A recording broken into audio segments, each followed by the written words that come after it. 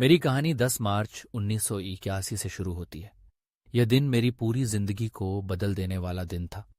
यह एक ऐसा दिन है जिसे मैं कभी नहीं भूल सकता। उस दिन मेरा विमान दुर्घटनाग्रस्त हो गया था।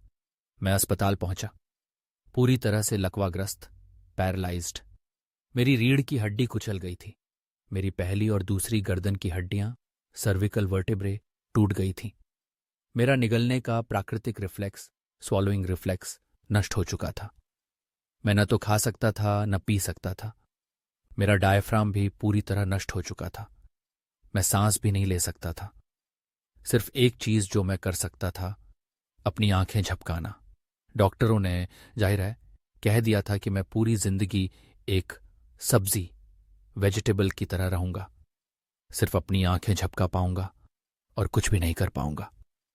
मैं एक रेस्पिरेटर, सांस की मशीन से जुड़ा हुआ था और डॉक्टरों ने कह दिया था कि मैं अब कभी भी अपने दम पर सांस नहीं ले पाऊंगा क्योंकि मेरा डायफ्राम पूरी तरह से नष्ट हो चुका था।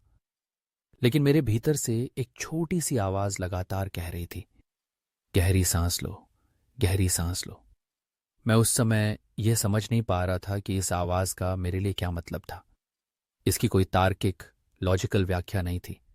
मैं किसी भी हाल में यह इजाजत नहीं दे सकता था कि कोई भी नकारात्मक विचार मेरे मन में आए जो मुझे मेरे लक्ष्य, गोल और मेरी कल्पना, विजन से भटका दे।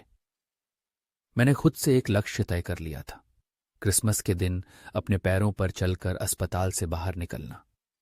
यही मेरा सपना था, यही मेरा संकल्प था। 8 महीने बाद मैं अपने खुद के पैरों पर चलकर अस्पताल से बाहर निकला।